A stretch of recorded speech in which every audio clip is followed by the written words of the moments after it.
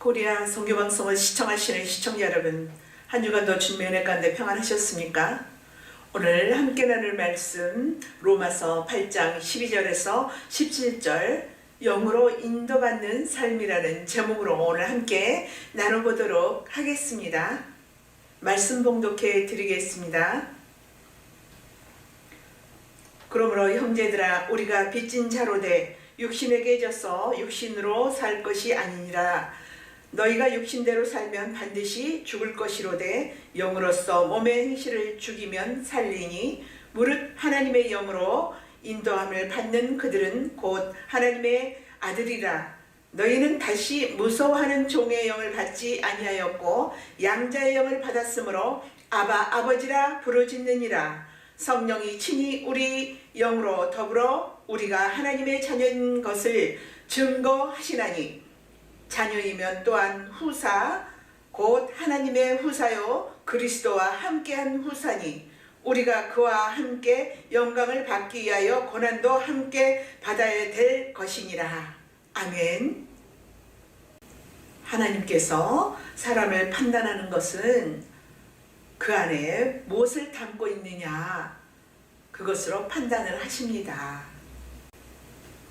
하늘의 것을 담고 있으면 산자로 보고 땅의 것을 담고 있으면 죽은 자로 봅니다. 하늘의 것이란 하나님의 생명을 말하지요. 그래서 하나님의 생명을 담고 있는 자는 산자가 되는 것입니다. 에덴 동산에 보면 두 과실이 있죠. 그냥 과실이 아니고 뭔가 담고 있는 과실이에요. 선악과는 죽음을 담고 있는 과실이고 생명과는 영생을 담고 있는 과실입니다. 하나님께서는 가창조된 아담에게 생명과를 먹고 영생하는 자가 되라고 말씀하십니다. 선악과는 절대로 따먹어서는 안 된다고 당부를 하십니다. 그런데 뱀이 아담과 하와의 눈을 보암직하고 먹음직하고 탐스러운 선악과에 고정을 시켜서 생명과를 가려버립니다. 결국 아담과 하와는 선악과를 먹고 그 안에 죽음을 담게 되는 것이지요. 하나님은 산자의 하나님이시므로 죽은 자와 함께 살 수가 없습니다. 그래서 죽음을 담고 사는 아담에게 생명이 있는 에덴 동산에서 생명이 없는 죽음이 있는 세상으로 쫓아내어 버리십니다. 하나님께서 죽은 아담을 에덴 동산 바깥 죽은 자들이 사는 생명이 없는 곳으로 쫓아내 버린 것이지요. 이것은 문둥병자들을 이스라엘 진 바깥으로 쫓아내는 것과 같아요. 여기서 문둥병자는 저주받은 죄인을 상징하지요. 아담이 저주를 받고 하나님의 진 바깥으로 쫓겨나는 것입니다. 아담은 에덴 동산 진 바깥에서 거주하게 되었어요. 에덴 동산 바깥이 이 세상입니다. 아담은 하나님으로부터 저주받은 죽음의 동네에서 자식들을 생산을 합니다. 그런데 아담 안에서 나는 자식들은 모두가 죽은 자로 태어나게 되죠.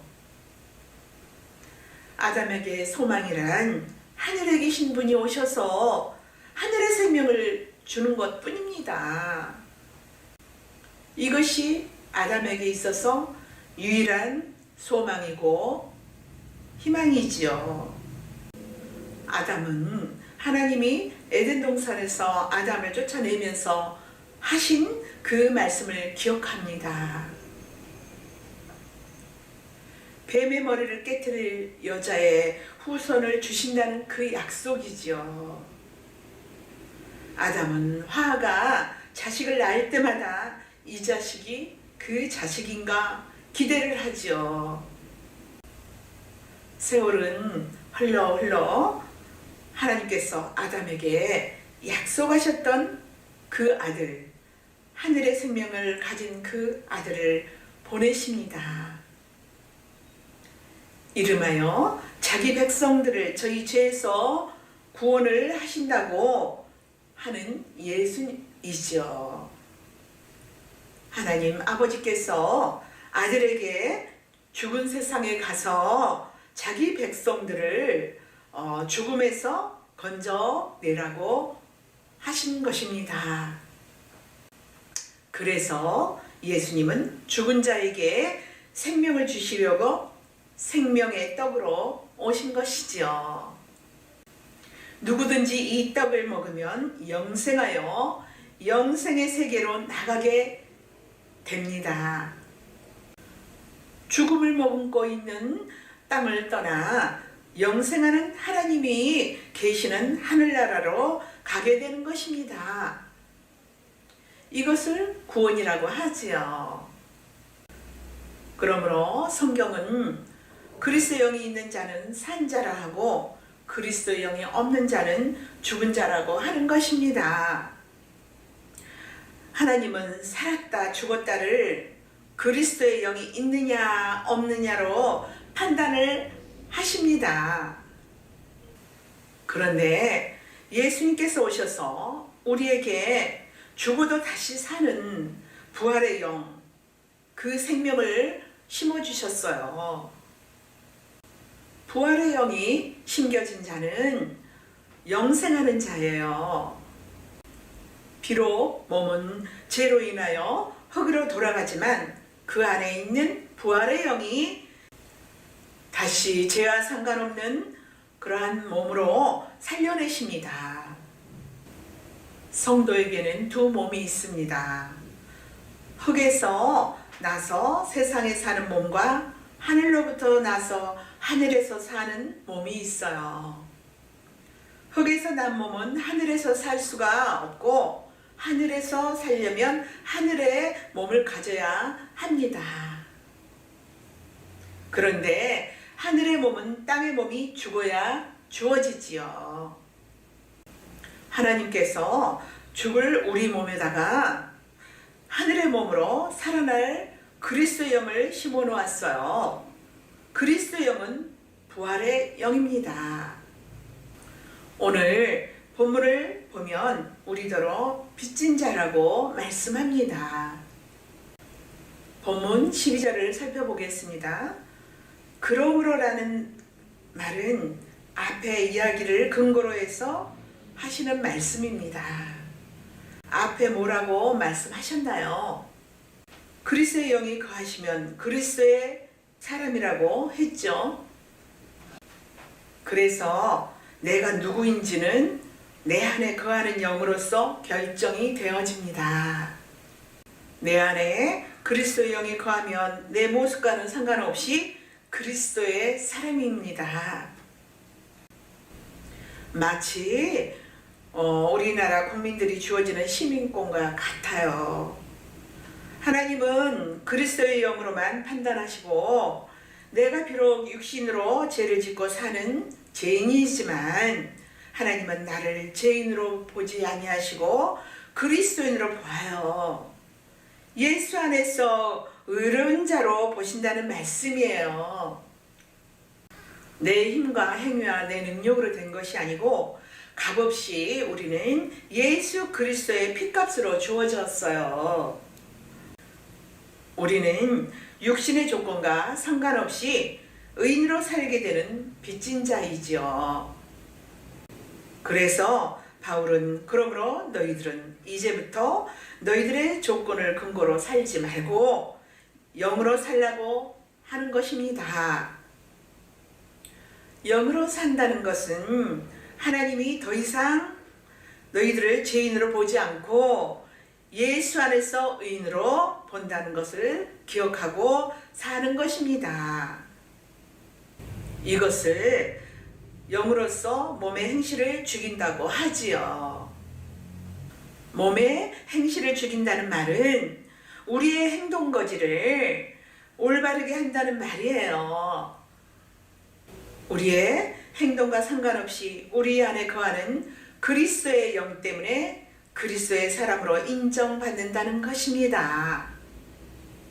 그리스도의 영이 그 안에 거하는 사람은 더 이상 그 사람의 행실로 인하여 정죄당하고 판단하는 것은 없습니다.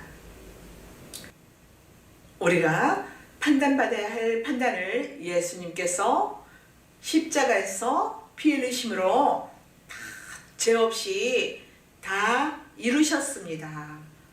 세상 법정용어로 말하면 일사부재리의 원칙에 따라서 더 이상 추궁하지 않아요. 그렇다 해서 막 살아도 된다는 말은 아니지요. 우리의 행함과 상관없이 의롭게 된다는 것을 말씀하고 있는 것입니다. 이 사실을 믿고 산다는 것을 영으로 산다 라고 말합니다.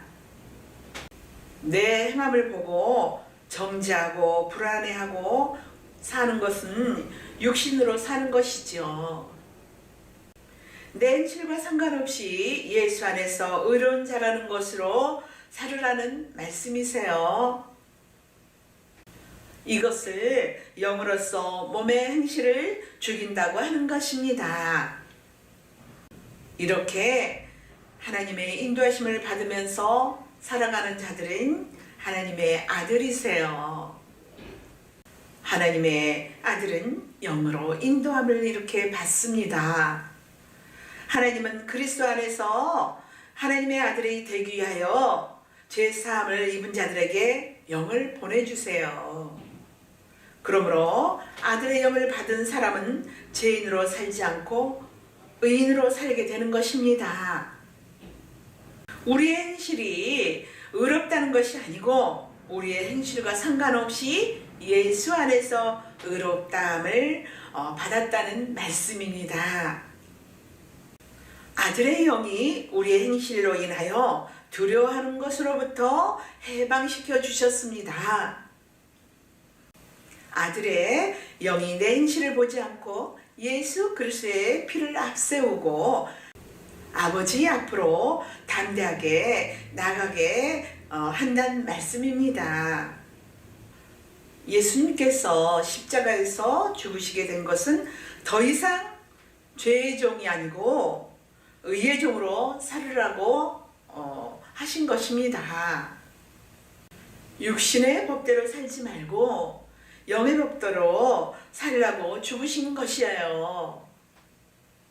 인간의 행위를 근거로 하지 아니하고 누구의 권세 아래에 있느냐 그것을 가지고 판단을 하십니다. 아담 아니냐 예수 아니냐로 판단을 하십니다. 사람은 빈 그릇과 같아요. 무엇을 담느냐에 따라서 그 사람의 신분이 결정이 됩니다. 죄를 담고 있으면 죄인이라 하고 의인을 담고 있으면 의인이라고 합니다. 이를 두고 하나님께서는 사람을 외모로 취하지 않는다고 말씀하셨습니다. 즉 인간의 조건으로 판단하지 않는다는 말씀이에요. 모든 인간은 죄 아래 났습니다. 그 안에 죄가 담겨져 있어요. 신앙이란 이것을 인정하면서 시작이 되는 것입니다. 하나님 앞에 자기 조건으로 나오지 말란 말씀이에요. 하나님은 우리 조건으로 구원한 것이 아니고 예수님 안에서 구원했기 때문이죠. 우리는 예수님과 하신 약속에 의해서 구원을 받았습니다. 신앙생활이 믿음으로 사는 것으로 되어 있는 것은 내 행위로 판단받는 것이 아니고 예수님 안에서 판단받기 때문입니다. 그래서 하나님께서 자기 백성들에게 믿음을 선물로 주신 것입니다. 하나님으로부터 선물을 받은 성도는 그 믿음으로 살아가게 되는 것이지요. 성도는 양자의 영을 받았어요. 아들이란 말이지요. 이는 법에 속한 자가 아니란 말입니다. 이렇게 사람의 관계로 사는 것을 영으로 몸의 행실을 죽이는 것이라고 하며 영으로 인도받는 것이라고 합니다. 이를 영적으로 산다고 하죠. 우리는 육 아래 있지 아니하고 영 아래 있어요. 법 아래 있지 아니하고 은혜 아래 있어요. 다른 말로 아담 안에 있지 아니하고 예수 안에 있단 말씀입니다.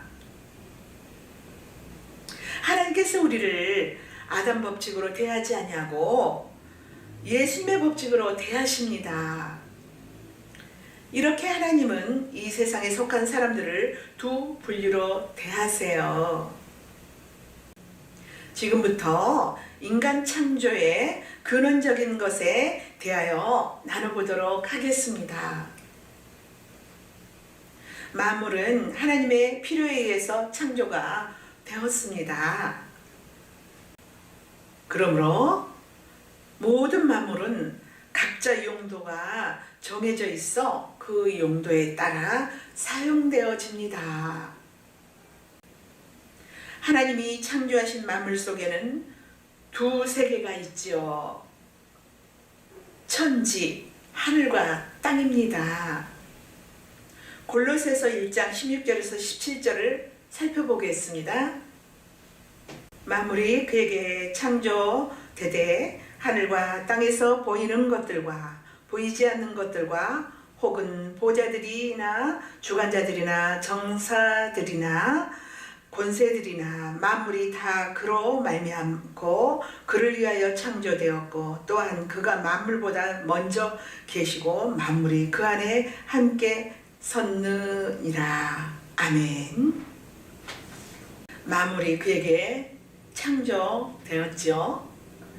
누구를 위해서 창조를 했다고 합니까? 예수를 위해서라고 하죠. 예수님이 예수님을 위해서 만물을 창조하신 거예요. 만물의 창조 목적이 분명하죠. 예수를 위해서라는 것을 잊지 말아야 합니다. 목적 안에 있는 것을 의라 하고 이 목적에서 이탈한 것을 죄라고 해요.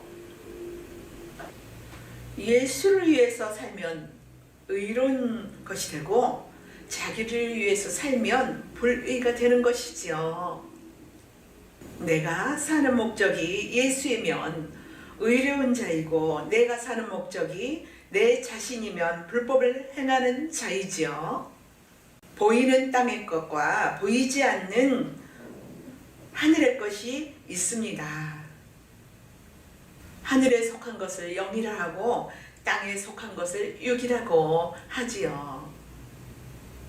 그러므로 영에 속한 자가 있고 땅에 속한 자가 있습니다. 성경은 하늘을 빛이고 생명이라 하고 땅은 어둠이고 죽음이라고 말씀합니다. 그러므로 사람들 중에도 하늘에 속한 자가 있고 땅에 속한 자가 있지요. 하늘에 속한 자를 영에 속한 자를 하고 땅에 속한 자를 육에 속한 자라고 말씀합니다. 산 자를 다른 말로 선인 또는 의인이라 하고 죽은 자를 악인 또는 죄인이라고 말합니다. 하나님은 온갖 것을 그 쓰임에 합당하게 지으셨고 합당하게 사용하셨어요. 잠언 16장 4절 말씀을 보겠습니다. 예수께서 온갖 것을 그 쓰임에 적당하게 지으셨나니 악인도 악한 날에 적당하게 하셨느니라. 아멘. 하나님께서 악인과 선인을 사용하세요. 악인을 만들었다는 것은 악인으로 사용하시고자 함이지요. 마귀도 피조물입니다. 그래서 하나님께서 악인은 악한 날을 위하여 사용하시는 것입니다. 여기서 악이란 비언약 후손을 말하고 선인이란 언약 백성을 말씀합니다. 비언약이란 포괄적으로 말해서 예수 안 믿는 모든 사람을 말합니다. 이들은 마귀에 속한 자들이에요. 그런데 이들도 적절하게 하나님께서 사용하고 계십니다.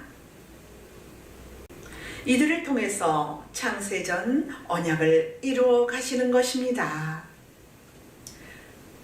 창세전 언약 속에는 두 분류 사람이 있지요.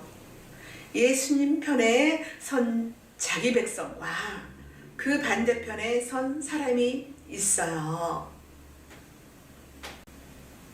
즉 예수님을 영접하고 믿는 사람과 예수를 배척하고 안 믿는 사람이 있다는 말씀이에요.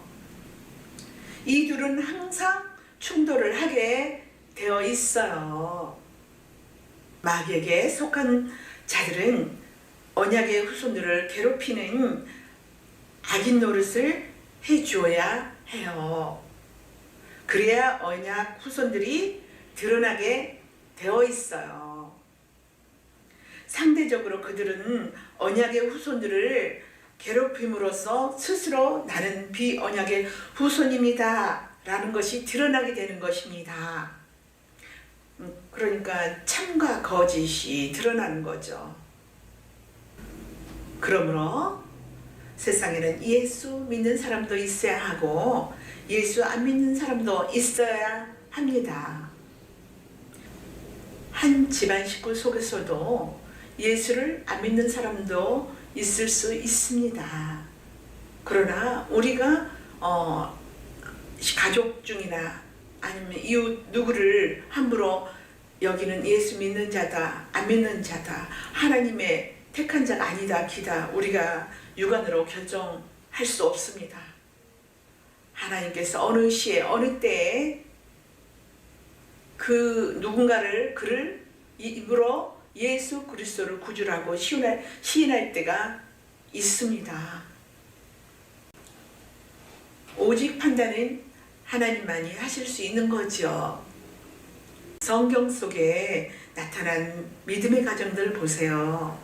아담의 가정, 가인과 아벨의 가정, 아브라함의 가정, 이스마엘과 이삭의 가정, 이삭의 가정, 에서와 야곱의 가정, 또 야곱의 가정, 요셉과 다른 형제들이 이렇게 믿음의 가정들이 있습니다. 바울은 유대인 안에서도 표면적인 유대인과 이면적인 유대인이 있다고 했어요. 우리는 예수 그리스도 안에서 어느 누구를 대하든지 가정에서나 나가서나 하나님의 긍휼로 대해야 됩니다. 빚진 자로서 은혜를 받은 자로서 사랑으로 대해야 한단 말이죠. 성도에게는 하나님의 긍휼이 나와야지 법이 나오면 안 됩니다. 바울이 이것을 알고 난 후에 자기를 그렇게 핍박하던 동족들에게 자기를 빚을 졌다고 했어요. 상대를 보고 내가 빚진 자로구나 깨닫게 된 것이지요.